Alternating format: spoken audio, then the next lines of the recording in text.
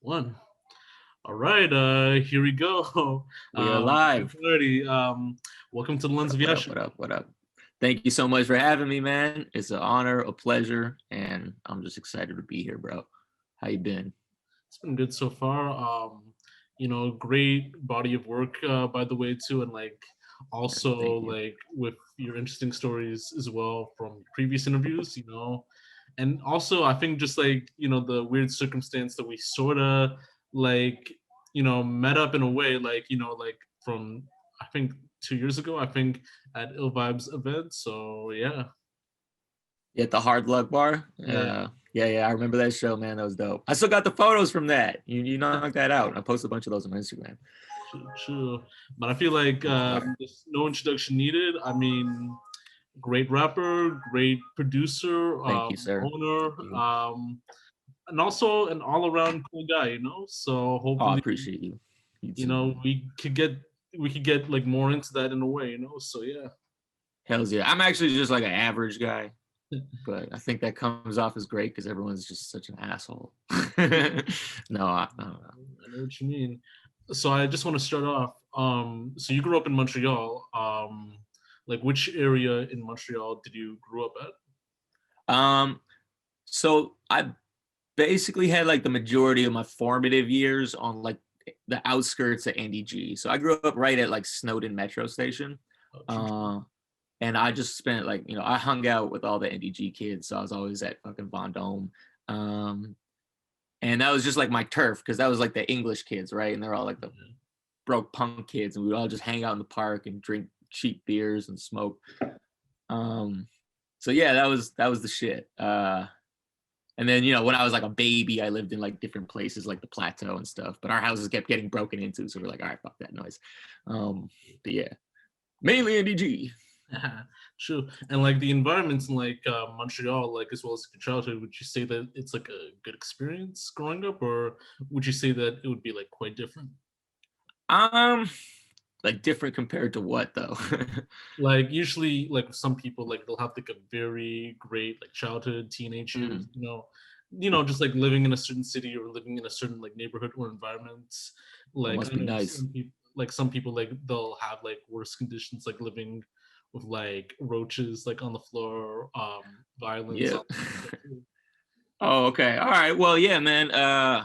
You know, wasn't ideal. There was some violence, which then led to separate households. And I would go over from my mom's house to my dad's house. Like they split when I was 5 because my dad fucking went bozo and like started hitting her and shit. She wasn't gonna take that, so we moved the fuck out. But he had a good lawyer, so I started moving back and forth between houses. And my dad's house was a little nicer than my mom's house. Like my mom's house had the roaches and like the shitty fucking neighbors who did all kinds of crazy shit, and like the kids who'd hang out in the back alley and throw bottles through my window. So that wasn't ideal. It wasn't like hood, like there's the hood.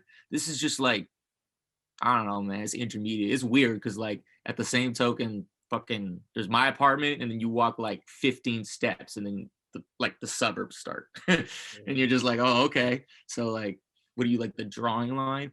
Um, but yeah, no, I was right on like Circle Road and Queen Mary, so that was like the area, and I don't know, like, so not to just only be pessimistic because like I owe a lot of like who I am to who I grew up around. Like for example, in my building, one of the first guys who ever mentored me like on the rap side of things was Sagi from like the Northern Lights crew, and he's like an OG. They're like legendary, They're like the Montreal Wu-Tang. So he was just like, coached me as this like 12-year-old kid in his apartment. You're like, oh, you don't know shit about guns. Why are you writing about guns? And just keeping my head on straight and like giving me homework. Like, yo, you gotta listen to Redman, you gotta listen to Wu-Tang, you gotta listen to. So like, I know I'm going off on a tangent here, but all that just to say that like, the environment I grew up in, while it had its certain flaws, it also had its certain benefits. No, no doubt. So you would say like with the environment, like it was like a working class neighborhood rather than like an actual like impoverished area, because I know some people like they'll live in like working class areas where it's not really hood, but it's more like, you do it to get by in a way, like people are working, you at least are close to like a certain school that you could be with like the middle class kids and just live life in a way. Yeah, I think like a lot of Montreal is just sort of blended like that. I would say it's more middle class. Like I never lived in a house or anything, so like it was all apartments. So you know, there's give and takes with that. There's no backyard, but then you have cool neighbors who teach you shit. Um, you know, but yeah, I guess it was like mostly working class. Like depending on what direction you went in. Like if you walked along Queen Mary, that's just like a commercial strip. So like further down you go, it gets nice, and then it gets dank, and then it gets nice again. And then if you went like I don't know, north or south, that was all just like suburban streets. So it just got fancier the further away you got from shit.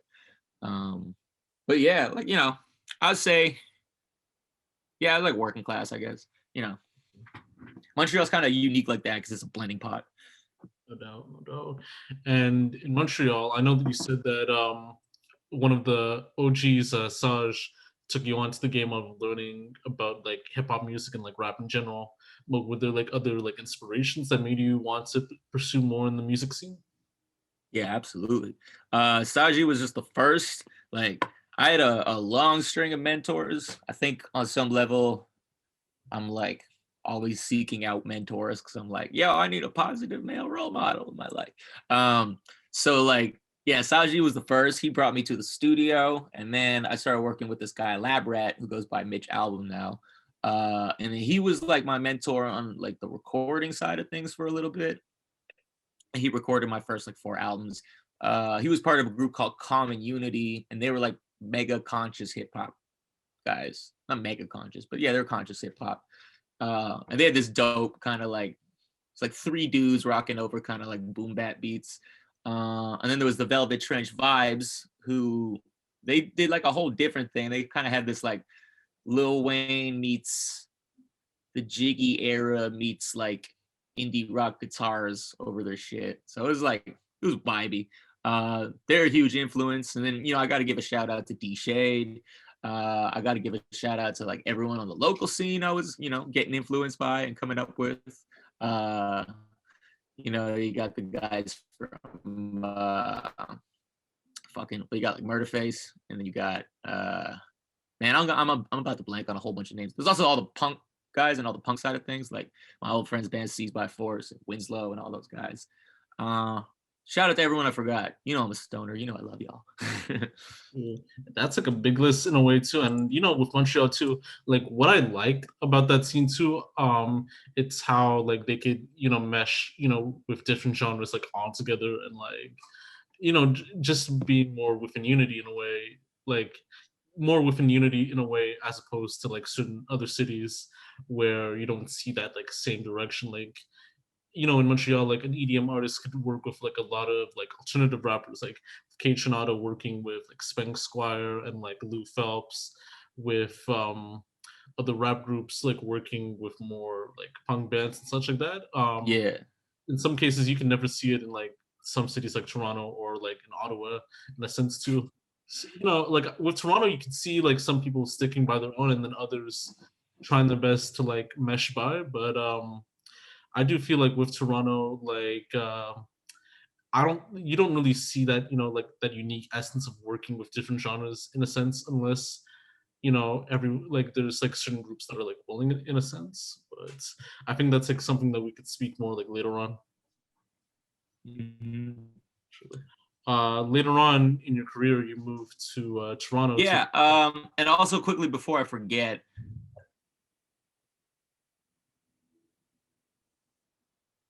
okay, I think we're caught up. I just wanted to add one more mentor to the list.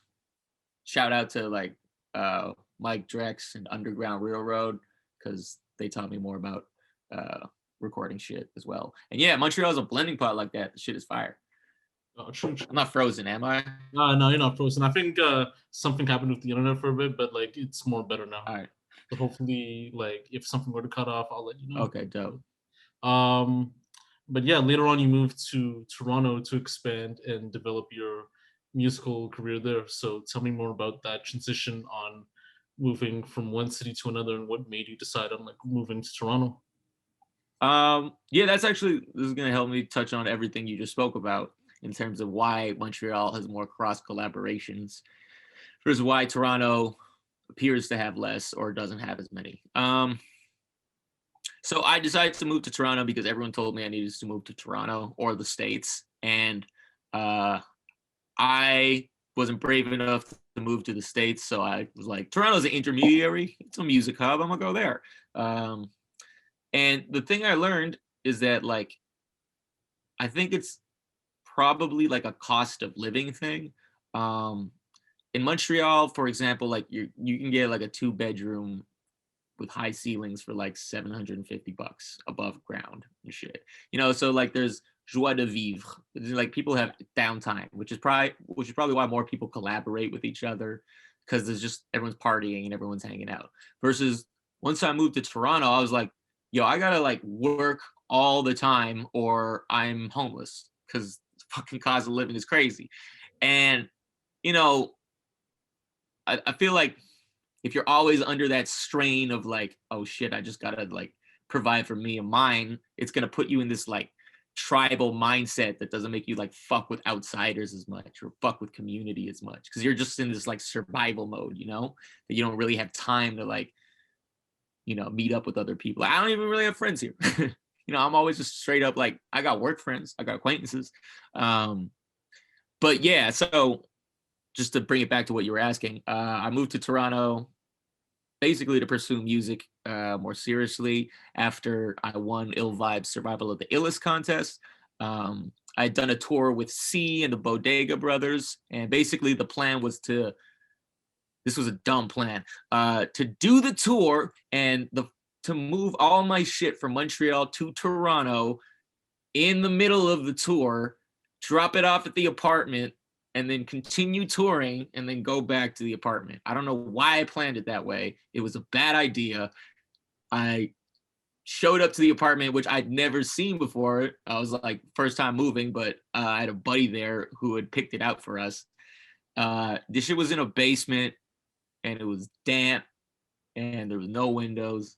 And, and I'm like, all right, well, the apartment's not ideal, but we'll make it work. Where's the couch? He's like, oh, we don't have a couch yet. And then I was like, oh, okay, cool. And I was just like, I guess I'll crash on the floor tonight. And man, there's a lot of bugs in that place. So that was like my first night in Toronto. I was like, oh, okay, cool. This is the dream. Here we go. It's only uphill from here. Yeah. Yeah, I think, just like Toronto in general, it's expensive all around. I mean, despite, the pandemic, which made some stuff much more cheaper, but with no jobs and nothing like that, like you're gonna see homelessness like everywhere and like couch surfing like all around. Like, I mean, I didn't have to like kind of experience that because I kind of have like a stable like living condition, and I mean for you so too. I know like with others like it's kind of tough out there, so we just gotta like pray for them or do whatever we can. But I think back then before the pandemic, like it was just expensive to live in general, despite careers and like other jobs going on by the way. Yeah, man. And like I was working like gigs that wouldn't really support that. Like back in Montreal, I was a dishwasher. And then here I started back in the kitchen again because I was like, all right, well, that's the easiest gig to get. And I only made like $1 more than I did in Montreal, but my rent was like fucking 4 times more. I'm like, what the fuck? This is ridiculous. And I ended up working at Baton Rouge for forever. I ended up working as a roadie, which sucked. Going back to what you said about like COVID and everything, yeah, like everyone's kind of just gotta, it's like a sink or swim thing. And everyone's kind of taking that time to see like, okay, well, what do I have? What resources do I have? Including me. Like I moved in with my girlfriend's parents. I'm living with my in-laws, technically. I couldn't afford fucking rent during the goddamn pandemic. And I was like, okay, I'm gonna move in here. And this is like a blessing. I'm so grateful. Not a lot of people have this kind of stuff. But like, just goes to show that like everyone's been rocked by this in some way, shape, or form. And like luckily now I'm in a position where I can kind of save up and plan for the future and plan for more dope Myer Clarity shit. Like I got new records dropping once a month every year, but like I don't think I could have gotten my head that focused when I was also trying to like cover my ass and pay rent simultaneously. No, no. Just to get through on the next question. Yeah, my bad. I go on tangents. No worries, no worries. So throughout your musical career, you were well deep in the involvement of Heavy Ox and working with the likes of like Ill Vibe and like Skeevious Tips. Like, tell me more about the history of you and Ill Vibe and how you guys formed that like musical relationship. You know, working with him and just being a part of like Heavy Ox throughout those years. No doubt.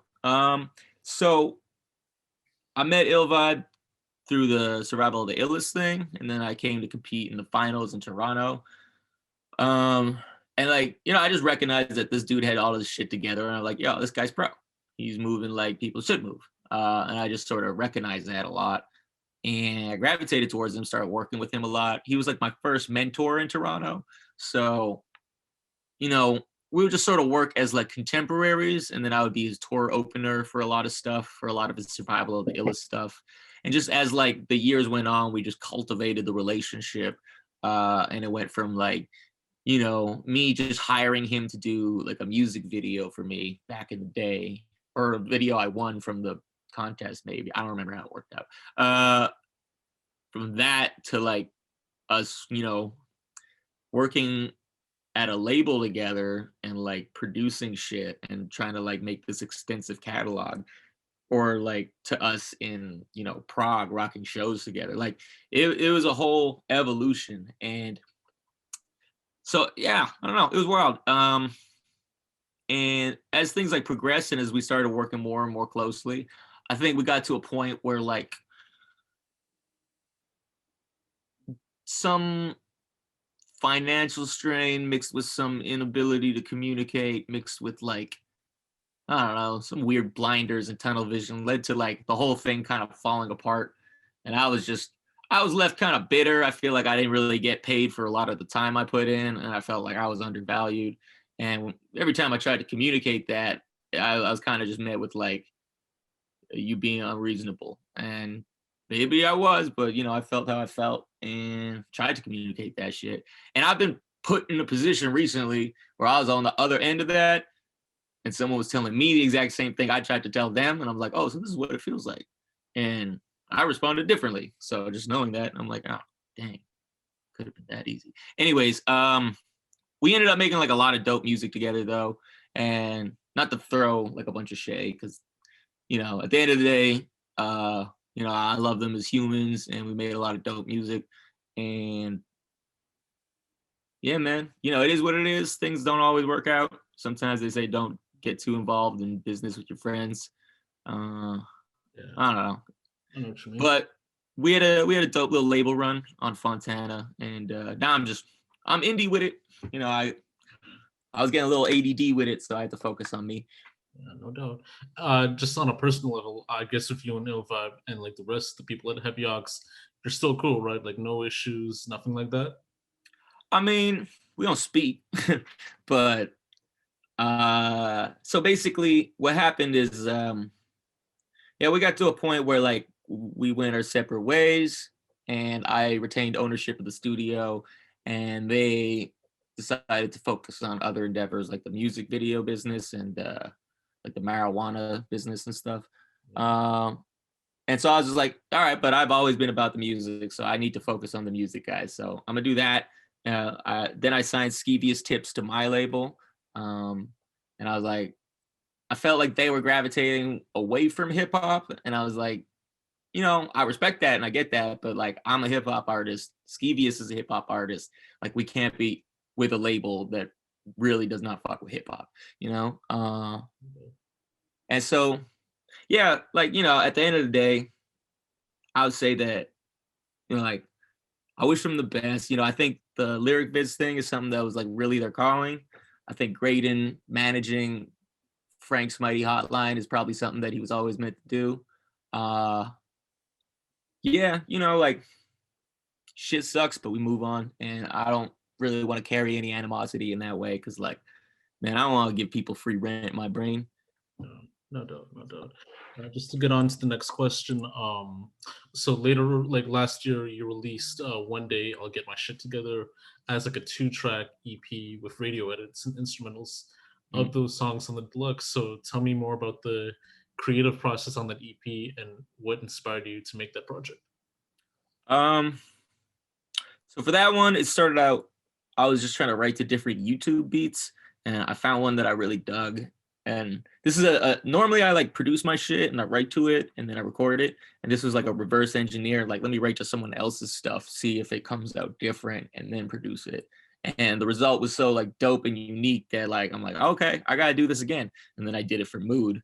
Um, and I also had just sort of like peeked around to see how other people were releasing shit. And I noticed that Ultra Magnus had his singles dropped as like the, you know, the digital 45, kind of like the main version, radio edit, instrumental, acapella. So I was like, oh shit, that's pro. Let me do that too. And like, I know that I got like a bunch of fans that like have kids and want to bump my stuff, but like can't because it's vulgar. So I'm like, I'm literally ignoring like that whole half of my audience by not having any radio edit stuff available. So, you know, that's gonna shoot me in the foot later on. I figured let's make everything accessible to everyone. True. And that's actually like quite interesting too, because like not a lot of people nowadays want to do like radio edits anymore unless you're backed by like a big label to do those. But you know, with you like working on those radio edits, you know, it's something that's like much beneficial for like other people as well too, because not a lot of people want to listen to stuff that's like inappropriate in a sense too, because you know, not everyone wants to hear their kids say like a certain word on a song and knowing that it's offensive too, because it's like that whole innocence vibe taken away from that, you know. Yeah. But on that note, Wet and Gushy as the radio edit sounds so much worse than Wet Ass Pussy. Yeah. Just gonna go out and say that Wet and Gushy is explicit as fuck. I would rather you stick with Wet Ass Pussy. Or I don't know. But yeah, for the radio edit thing, like, you know, I'm like everyone else. I fucking procrastinated on it. Like I've been doing this 15 years and now I'm doing it. But it helps you in the long run because like A, there's those people who want to check it out. B, if you want to promo anything, I'm noticing that more and more people are becoming sticklers for swear words and shit. Yeah. So like, yeah, it's better to promo. Like if you're gonna promote it on Instagram or Facebook or whatever, put like the radio edit version and then hit promo on that. Otherwise you might bump into problems. So, you know, like the list goes on. Also for sync, a lot of the time when I'm trying to submit to like movies, they don't want swear words and shit. I'm just realizing more and more how necessary it is. And I'm also just lucky enough to like be the engineer too. So like I don't have to pay anyone. I'm just like, oh, okay, lyrics and beat and chop, chop, chop, chop. And like everyone else is to pay people. So I get that that's fucking annoying. I'm one of those people that like, yeah. No doubt, no doubt. So I know that we dabbled on to like you finishing with your contract at Heavy Ox, and now you're fully independent. So what was it like establishing your career again as an independent artist? And did your experience and knowledge like in the music industry made you much stronger as an all-around creative than being signed in a sense? Yeah. I would say that like it's a good question. I would say that like I learned so much from being like the label artist, and there was a lot that I had to do for my own music slash stuff that was applied to other artists on the label that I was like, oh, that could be beneficial to me. And so the benefit of being on the label was, you know, the learning, but then the drawback was like a lot of work was delegated to me, so I had to do a lot. And then being independent, now I'm like, okay, let me apply everything I learn, and I only have me to worry about. So it's fucking team go, let's go. And that's just been like, it's been a bumpy road. It kind of felt like trying to land half an airplane. And hopefully it kind of looks moderately successful from the outside. From the inside, everything's on fire. But I'm just happy to be dropping projects on my own terms and like getting my money for it, and everything's problem free. That's all I wanted, and that's all any artist should want, really. Yeah, no doubt. I mean, I think one great way of being independent is, you don't have to worry about like a release date for a project too, because nowadays artists that are signed to labels are worried about like when their project's being released, when the song is being released too. But like when you're independent, like, hey, I'm just gonna drop it on this date, on that date, no issues, no stress, no like questions from managers or like the labels on like when I want to drop it. Like, hey, I'm gonna drop it on this date. I'm gonna drop it on that date too, and I'm gonna get like 100% of my royalties to it. Like if I work all in all grounds, like as the engineer, producer, and the recording artist. So yeah, Yeah, if you do all of that, yeah, you're entitled to the 0.6 cents. no doubt. um, yeah, no, but that's fully right. And like, you have to learn how to do everything. And once you learn how to do everything, you kind of like are in a position where this can be profitable from the ground up. And you don't have to invest so much and hope that it pivots. Like you can just sort of flatline and be like, all right, well, it doesn't cost me anything to produce, record, mix, or master this or upload it. So everything is just profit, which is dope. And what was the other thing? I'm having a brain fart here. uh Shit, yeah, I don't know. It's dope to just do shit for self and to like apply all the knowledge to you, and then also to be able to help others as well. Oh yeah, right. And then with labels, yeah, there was always pushback with like, no, you got to release on Fridays. The thing with like committee thinking is it's very rigid and not willing to take risks. Versus when you just have like a group chat of artists, everyone's just like, yeah, I'm down to do weird shit. Let's go. I'll push that. So I think that's kind of like the energy we're trying to keep in 2021. No doubt, no doubt.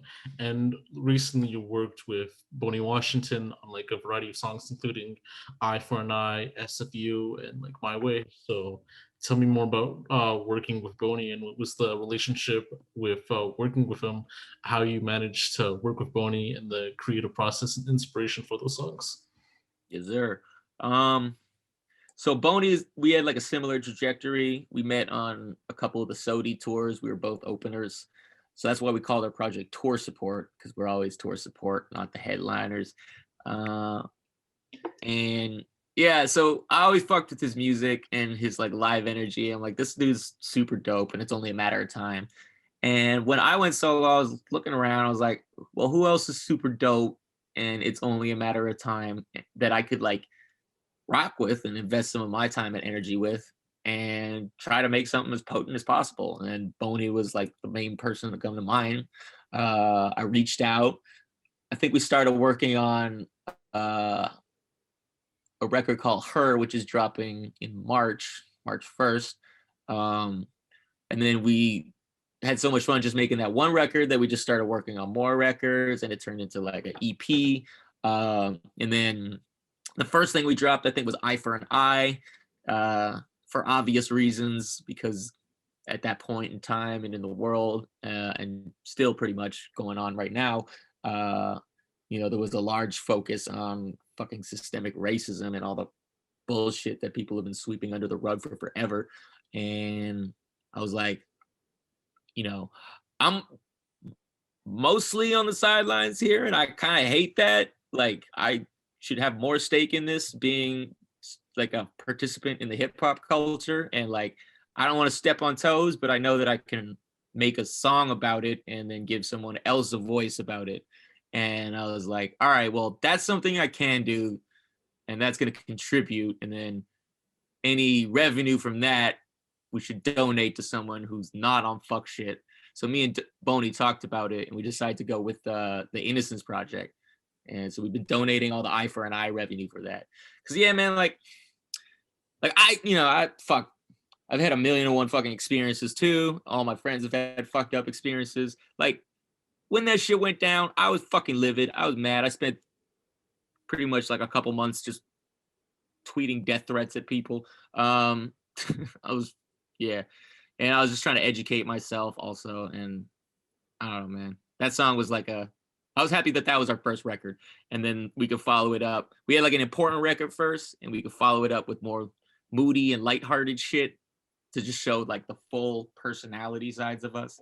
So like following it up with My Way and it being such a like trappy, grouchy anthem, and then that turning into like Somebody Fucking Up, which is like our up tempo thing, and then like the double EP we just dropped. Yeah, we're having fun with it. Oh, and Boney's been signed to the label too, by the way. Congrats. Yeah.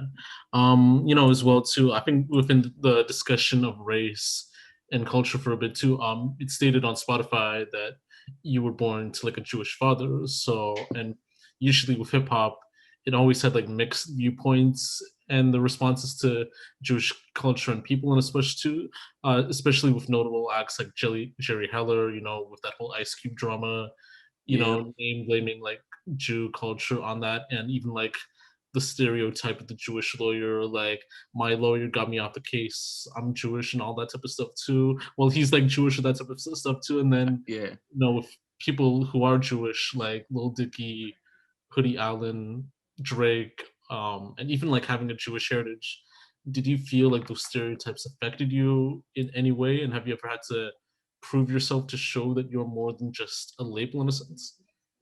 Yeah, I mean, for like man, everyone's got to prove that they're not the label, because people are fucking quick to stereotype. And then from the other side of the token, like when you're part of that group of people, you have like a unique view of all the fuck shit they do. So like, for example, I've seen a lot of my relatives fucking over other people financially, and I'm like, oh, well, that's why there's a fucking stereotype about that. And no one else can bring that up, but I can bring it up because I'm part of the group, and I can call them out on that shit. But yeah, so I've had that perspective. And then with Jerry Heller, like a lot of people I talk to, essentially the main spark or one of the main sparks of anti-Semitism is just a bad experience or multiple bad experiences. And there's enough bad eggs out there that like I understand the resentment and the hesitation and shit. I don't condone it because I think, everyone's bigger than a label at the end of the day. But, it's the shit with like the vocal minority, right? Like the loud dumbasses. Every group's got their vocal minority that makes everyone else look bad, like you could talk to like Italian people about their family and they'll start talking about all wild ass stereotypes they got, like everyone's got it from their back line. But all this to say, I know I'm rambling, all this to say that, yeah, I get that there's like a history of like a lot of, financial fuckery in the hip hop game. And so I understand that there's some resentment. Like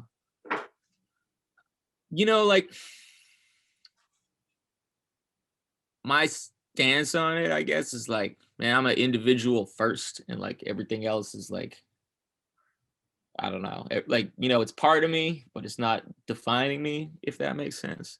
And like, I just want to do my part and lead by example. I think that being Jewish, one of the stereotypes is everyone assumes you're rich, and that's annoying because not. The other ones is that you're like lawyers, and I don't really know lawyers like that.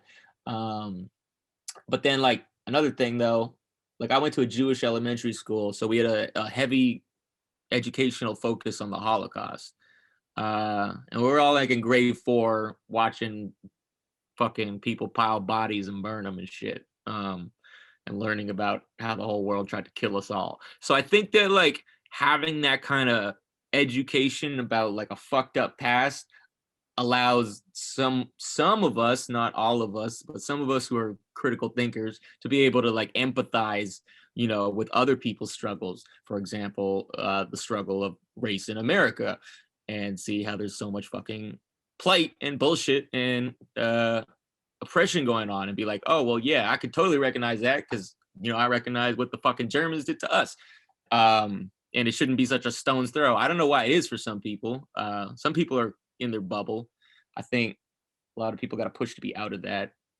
Yeah. But, you can't fucking force people to think. You could just have conversations with them and try to make not being an asshole look more appealing than being an asshole. And I definitely like understand like within that viewpoint too. And you know, like in many cases too, anti-Semitism is something that's not only prevalent like in the past too, but like also like prevalent now in a way too. And you know, especially within certain communities too, like even like within the Black community, like there is like that whole issue with that idea of anti-Semitism and how it affects like certain viewpoints too.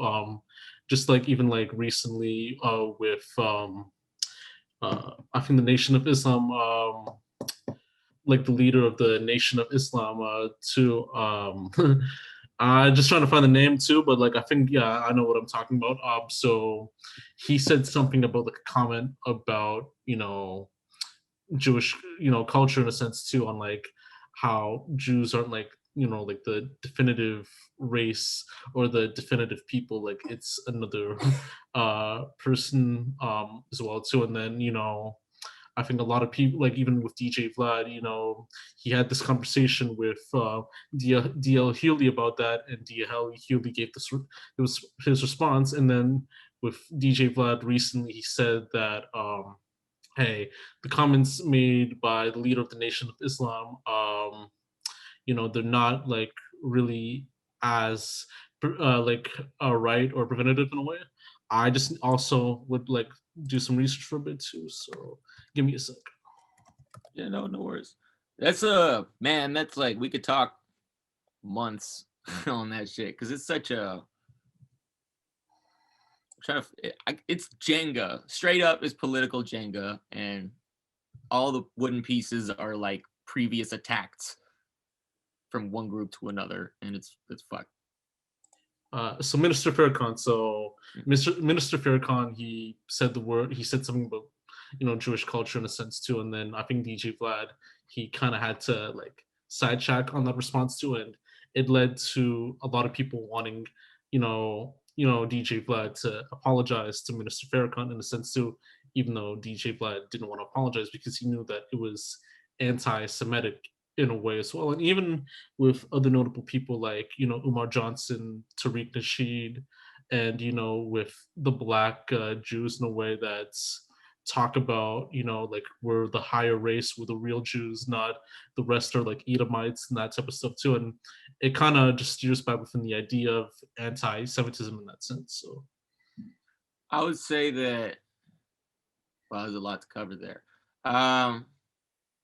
Shit, let me back it up. I got stoner's memory. Well, first of all, I don't ever support elitism. I think that's just a poor way of thinking. So whenever someone's like, we're the true blank, like, does it matter? We're all on a fucking rock. We're all stuck together. Does it matter who's the true whatever? Can we just all figure it out and share the fucking scroll? God damn it. There's a freaking ottoman in Georgia with fucking rules on it. Y'all, come on. But going back to what you're saying, yeah, I don't think you can be in hip hop and then challenge Minister Farrakhan to a fight and expect that shit to go well, because that man's like certified and protected by hip hop culture. And whether or not he is anti-Semitic, I know he said some anti-Semitic stuff. I don't really have an opinion about him one way or another because I don't know enough about him. I know people can say shit at a time from frustration, and I might have to still do another dig and see what they're on about, depending on the person. But some people, I think people bring up quotes to discredit them a lot of the time. And so if that's the only thing I know about someone, then I don't really have an opinion about him yet, because like I need to do more digging.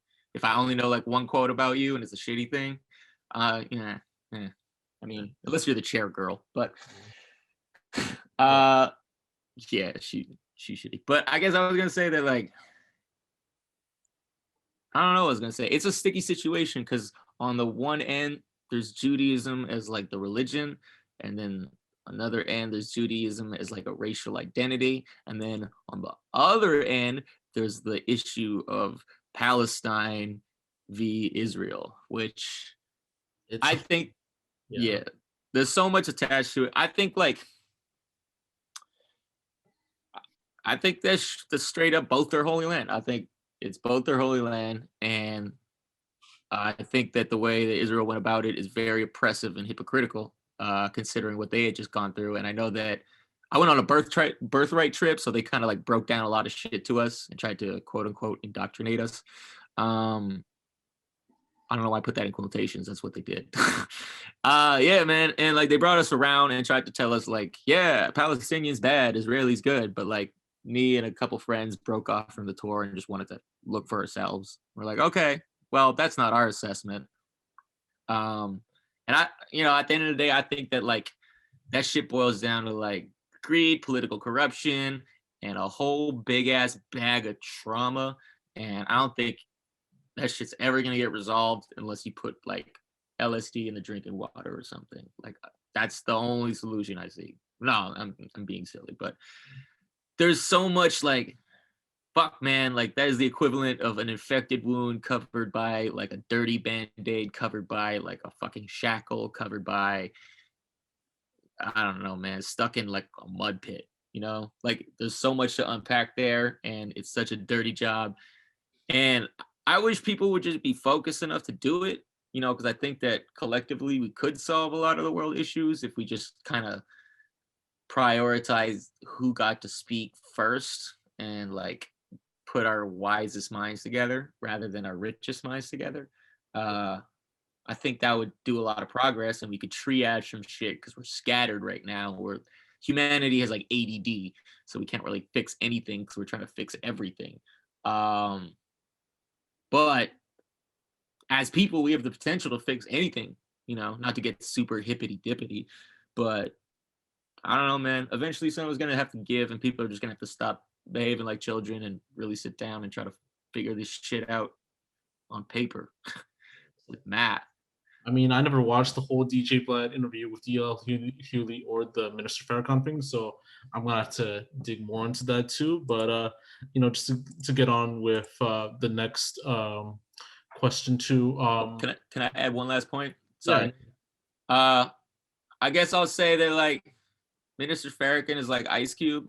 Ice Cube said some anti-Semitic shit, but I still fuck with Ice Cube, And I know that he's more than that. I know he just pissed at Jerry Heller. And that was like his diss to him, was to take it down to some slur shit. And then Jerry doubled down on that and played the fucking anti-Semitism card. And that turned it into a whole thing. And when someone throws the anti-Semite term on you, that's like throwing the rapist term. It's hard to scrub off. Yeah, no doubt. Exactly. They're very different, but the ink is probably manufactured by the same company. All right, sorry. Next question. Right. So I think in a previous interview you talked about owning a part stake in Heavy Ox, and you also own your own studio and label No Damn Good ENT. So being your own boss and founder in your assets like the studio and the label. Tell me more about the importance of business ownership as an independent creative, and do you feel that most creatives should partake in ownership? Yeah, I think like everyone should view their music as like a boutique kind of thing. Like we're all we're all bakers and shit, and we got bagels and bread, and like here's what we're selling today. We got all the ingredients for that. The ingredients are like the publishing, so like that's your SoCan, and then the recipe is your SoCan. The ingredients or like the actual bagel is your master, and so you can make money from both those things by selling bagels and then lending the ingredient list to other people to make similar bagels. That's kind of like those are your two revenue streams and shit. And I just think that like so many artists get like we all start music because we don't really feel heard, or we want to like fill some empty part of us, or we want to be perceived differently than how we see ourselves. I think that's like the main reasons people start music, and that can boil down to like trying to get chicks. That's just being perceived differently as you are. That's a whole confidence game. But anyways, those are never good reasons to start music, but that's why we all start, because we start in our teens most of the time. But I think you eventually got to get to a place to figure out why you're doing it and what you want to get from it, because the whole like do it to get famous thing, and then the label will swoop in and like take care of all your needs, is kind of like a juvenile way to think, because I thought like that and I was like, oh yeah, once a label comes in, they're gonna teach me how to do everything and everything is gonna be great and I don't have to worry about shit. But no, because you need to know how to do everything, otherwise other people are gonna fuck it up or screw you over. And it's important to learn all the aspects of your art, because like you're the one running the machine, man. You know, like if you're gonna drive the car, you should probably know how it works, type of thing. And like, yeah, that's it. Like the more you know about the car, the more you save yourself when you go to the mechanic, kind of thing. And I'm glad that I started learning when I did. I'm glad that I have the education that I do in terms of like recording. Um, I'm in a unique position where I've been like slightly fucked over, but not super bad. And there's still so much to learn. Like I'm never gonna know everything. But at the end of the day, yeah, it's work 24/7, and you got to find good people because you're gonna need more than just your own energy. I guess that's my long-winded ass answer for that. I definitely agree in that whole asset too, like on how you have to start it out too. With me, like when I have like the Lens of Yashu, it was just something I just started off, photography wise too, and then I realized, I could actually make it into something more big in a way too. Mm, Make it, more than just like a photography type thing. Maybe make it more as like a content creator platform. So hell and yeah. just like learning about like making contracts, enforcing contracts, which I've never actually like enforced right now, but maybe one day too, and then like having trademarks like logos and like just stuff for the website, just with tags like on photos, tags on videos, and it's really important too because nowadays some people like they can take like a certain video or certain content without any logos or anything like that too, and they can make it as their own, and you have to deal with paperwork, with lawyers, all that type of stuff too, if it were to become like on a bigger level too. So I think when you do stuff on your own and own the content that you make, and while having the consent of the other parties like involved as well too, like you realize that it's sort of like your baby as well too. Like it's sort of like having bagels provided, Yeah. because if you lose like that if you lose that those assets, or like the access to those like assets, like it becomes much harder for you in a sense. So yeah. Oh hell yeah. And like, man, no, yeah, I echoed that entirely. You said something that sparked something, but I'm a stoner and I forgot it already. Shit. Like with the Uh, logo, or with more the like. logos. Oh yeah, I guess like yeah, just with like the legal stuff, like registering everything. Oh right, this is what I was gonna say. At the end of the day, one thing I learned in terms of like trying to figure out how everything works is that I think we're all just dumb as fuck trying to make our job seem more complicated than it is and scarier and important. And that's why people charge so much. So once you really just keep pounding your head against the stuff, you realize it's not as complicated as you think. Uh, and like we all start out like, no, I'm not qualified to do this. I'm not qualified to do that. I'm left brain. I'm creative. But no, that's all bullshit. You could do whatever. It's all necessity for creatures of adaptation. Yeah. Yeah. Yeah. Yeah. Um, I know that you said on how COVID has affected you in a way, like like rent wise, like like living with your girlfriend at the time too. But has it affected more like musically, or like how you proceeded with your business? And if so, what were like some changes or tweaks that you had to handle like when with your business in a pandemic like that? Um, yeah, definitely I can't record people for the next little bit. I was risking it for the biscuit for a little bit, but then when that new variant came out, I was like, nah, I can't keep doing this. So the studios kind of closed down.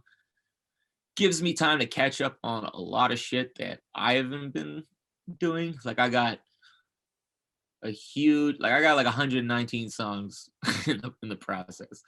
And I got to finish those 119 songs because some of those are features for other people that have been very patient. Uh, and yeah, so I'm using this time to get to those, and also just on some personal shit. Like man, I had to just learn how to like be and like be a person. Like this time has given me the ability to do that. Like so much of my life has been like go, go, go, chase the dream. And like you'll get to a point of burnout. And I'm like, yeah, I don't even know like what is fun. Like what is fun? I don't have fun. I have wins. I have fucking shows. I have like flashes of fucking dopamine from victories, but I don't have fun. Like what the people play video games? What do people do?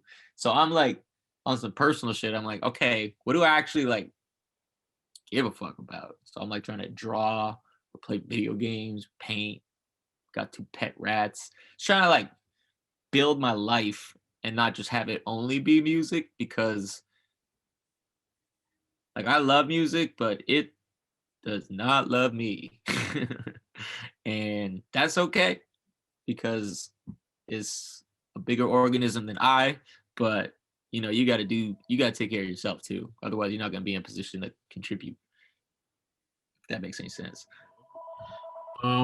So to speak more on like this previous situation, like I know it's like an old situation that only happened, months ago, but Adam Skelly, the Adamson barbecue owner, right now it's already stopped, like, which is great. But back then there was an increase in COVID cases from the past couple months, as well as like small businesses being shut down, Yeah. anti-mask protests like every Saturday in Toronto, and not like even like in anywhere else, like only in Toronto.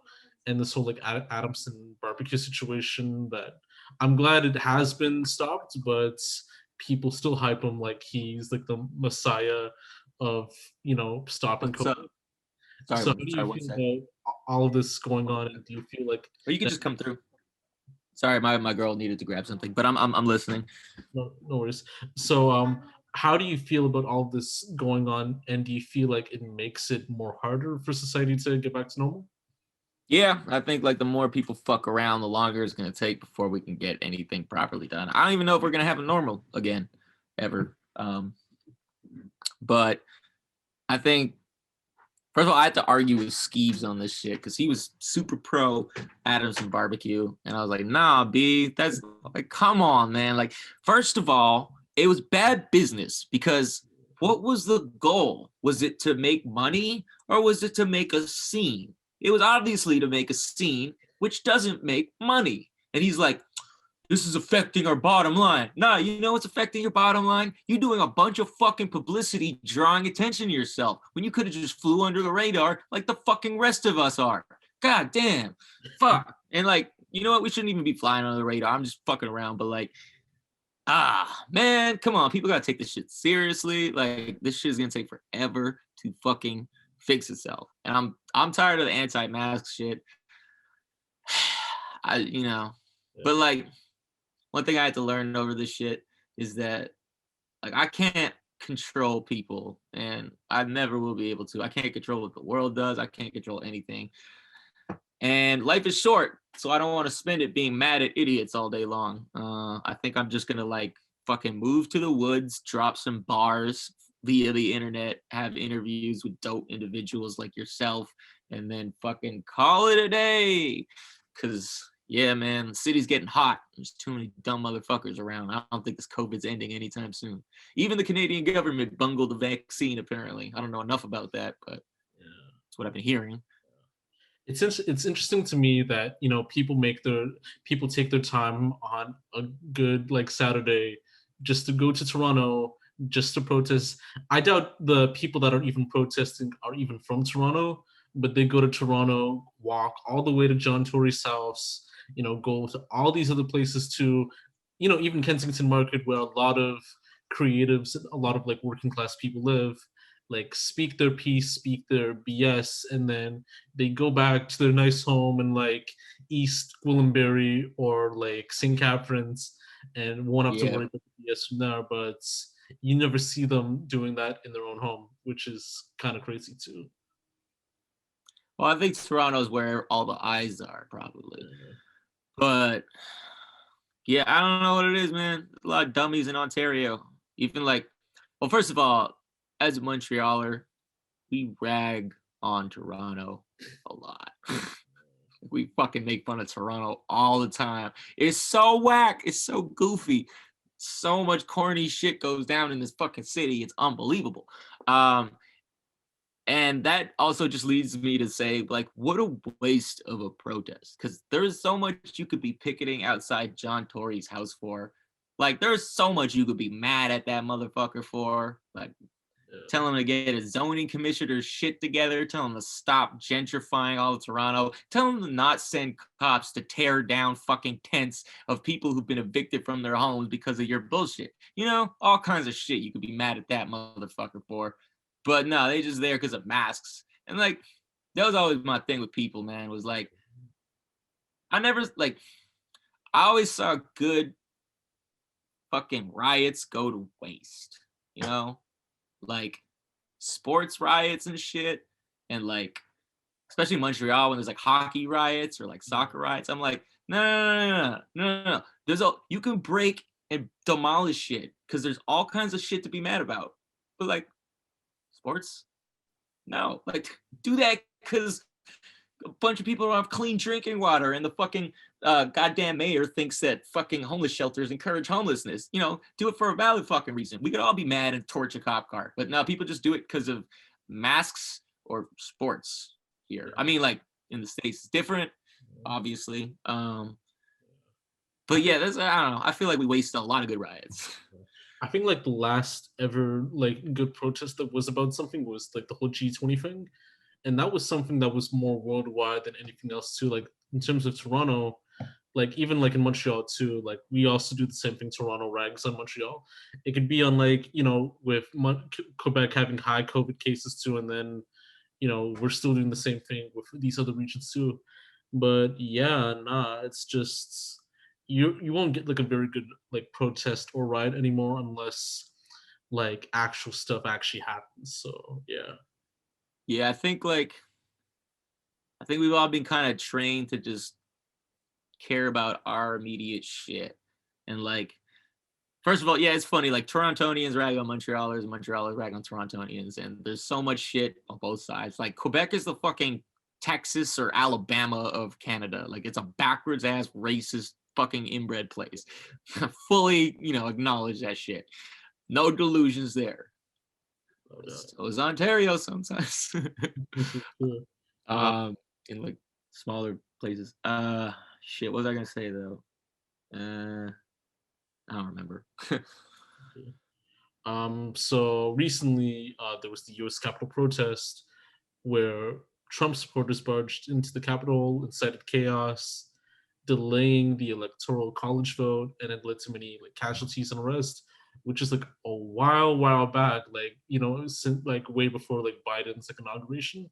I don't know if you still have like any thoughts about that, and do you feel that everyone involved in the political state made the right decision to punish and impede these supporters, like in a sense? I don't really think they're punishing them though, because like that one dude got transferred to a vegan prison, and like a bunch of motherfuckers getting cushy treatment. So, you know, compared to like the thousands of people who got arrested just being at BLM protests and like jailed indefinitely on some fuck shit, compared to like the 157 or some shit people that were arrested here for the Capitol thing. I don't know, man. Like the whole situation is icky because like, you know, there's so much that can fuel conspiracies. I think at the end of the day, it was like the police didn't want to hit their own. And so that's why people got so much leeway into like getting in the Capitol. And I think there was also some covert shit going on from Republicans who were trying to fucking do a little house cleaning. No doubt. But they've been getting caught. And yeah, man. Oh, I remember what I wanted to say though, is that like shit boils down. Like I think at the end of the day, we're kind of like three different mind states. There's like does everyone have enough? Do I have enough? And like, how do I put this? I want it all. So like the I want it alls get the do I have enoughs to fucking fuck over the does everyone have enoughs? And I think we're all mostly do I have enoughs because we just give a shit about ourselves, and there's a bunch of people starving, and then there's a bunch of rich assholes telling us to fucking hate the people starving because it's their own fault they didn't work hard enough while they siphon the money. Like, yeah, that's, that's the picture. Yeah. And like from watching like AOC's story, she talked about her story on hiding in the bathroom while that actually happened, and how she dealt with like other experiences to like even being like a survivor of sexual assault and stuff like that too. A lot of people are trying to also make these conspiracy theories about her in that sense too, like, hey, she was at a different part of the Senate in a sense too, and like even like with this whole like Nancy Pelosi like laptop thing, like someone like stole it, but the person who actually initially stole it like arrested, but the laptop is still not there. So it's still like an everlasting story that's still gonna happen too, and even with the Capitol security, with the people involved, with the Republicans speaking for and about like Marjorie like Green, just being a complete like like shithead, and just dealing with speaking ill on like a Parkland shooter and all that type of stuff. It's a lot of like crazy stuff happening there. Man, this is just the result of when you make the metric how much money you can get and not how well you can work or how smart you are, you end up with what you have now. And that's why we have what we have now, because it's not the smartest people in charge. It's not the hardest working people in charge. It's just the most charming rich people in charge. And like, it doesn't only have to be rich people. You could be charming and get rich and then get in the circle kind of thing. But it's just like sociopathic fucking, childish ass behavior. Man, like, and the fact that people would even come out and like try to challenge AOC and say like, oh, that's bullshit. Man, that's some whack shit. Come on. Like, what the fuck? This planet is gross as fuck. I'm sick of it. Can y'all just stop acting like fucking 5-year-olds for 5 fucking minutes, guys? Come on. Yeah. Like, this shit is dumb. I'm through with it, man. Like, too many fucking morons out here, man. Shit. True. Just to end off with like the last 2 questions that we have here, just staying in Toronto for for like a long time, and just like being like a citizen in a way too. How do you feel about the Toronto like music scene like at the moment right now? Do you feel that there should be some changes on the direction of where the Toronto music scene should go to, or do you feel like it's fine as it is? I actually think it's in a really healthy place. I think that there's a lot of like local people succeeding, like Just John and Havaya Mighty. Tasha the Amazon was doing good work. Dylan Ponders. It's in a healthier place than when I first moved here. I'm gonna give it that. I don't think there's any music fans that live here.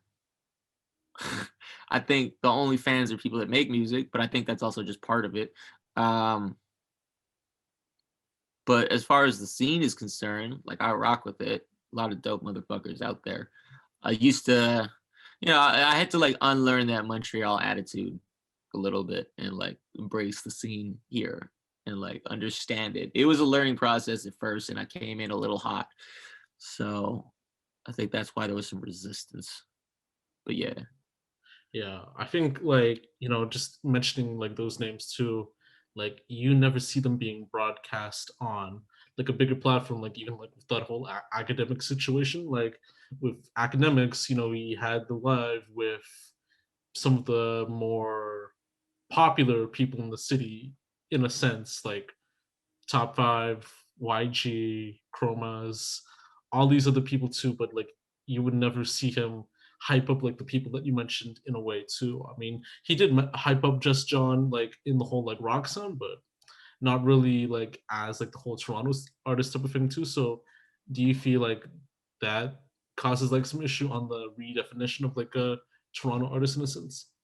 I think that like subconsciously people don't think Canada's sexy.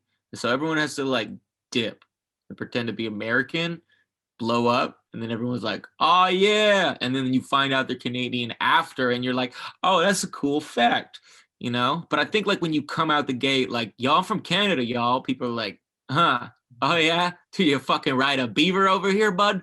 Uh, I don't know, man. I think it's hard. Like I've noticed that most of the people who get to like the top tier level of success from Toronto had to leave and come back, which is why I wanted to take time to acknowledge like our local scene that is actually doing better and better than it has in a while. Because I don't know, like I don't fully know what they've been up to, but I ain't really seen them leave and come back like that. Like I think they're all kind of rooted here still, and so that's dope to see them doing big shit like that without having to like pretend to be American for a minute. And I don't know why that is. I don't know if it's still going to be the case.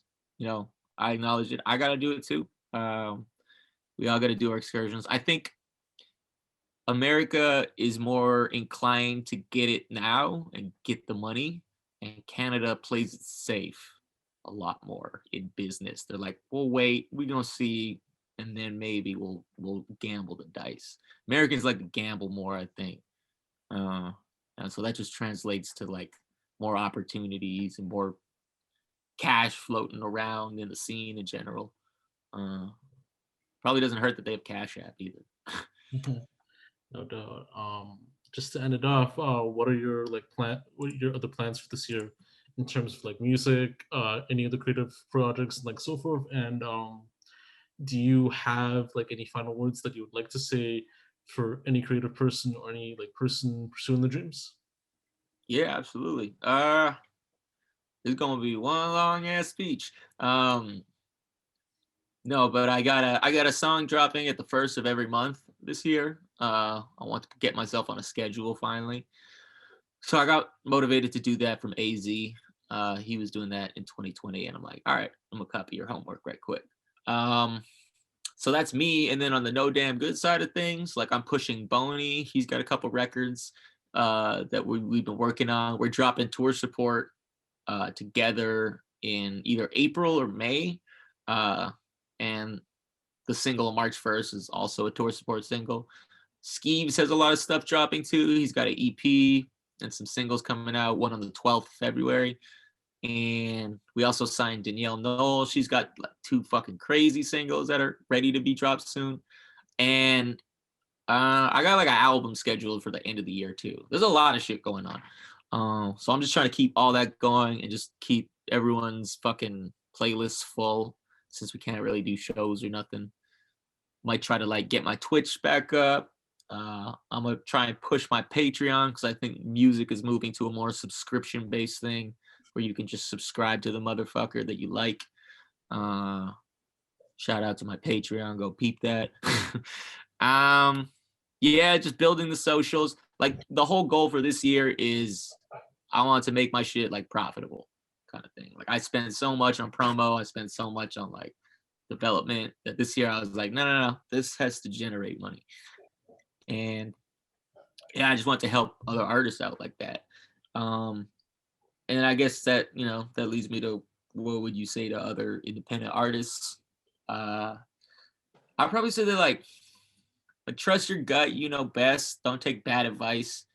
You know, at the end of the day, this shit is like the bakery that I mentioned before. So like treat all your songs like they're items to be sold kind of thing. Like you own a catalog. You are the proprietor of a catalog. Log all your songs, learn what ISRCs are, learn what PROs are. Learn how to fucking record shit. It's easier than you think.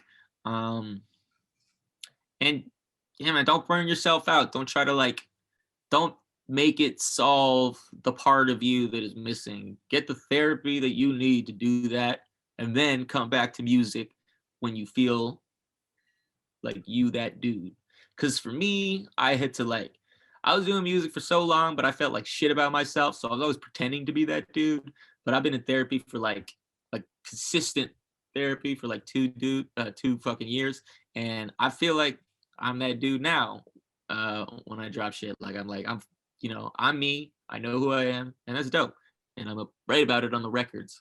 And I think that's what people mean when they say like, "Oh, he's got a style," or "Oh, he sounds like him." Is like that person found themselves and they know who they are, and and I fuck with that confidence. So I'm gonna rock with them. And I think that's the key difference. That's like that star quality. Not saying that I got it, but like that's what people gravitate towards, you know? So yeah, all that shit. Go do all that shit as an independent artist. And then there's more to do also. Pitch your songs, sign up for Factor, follow Myer Clarity, all that. Fucking yeah, it's a long list.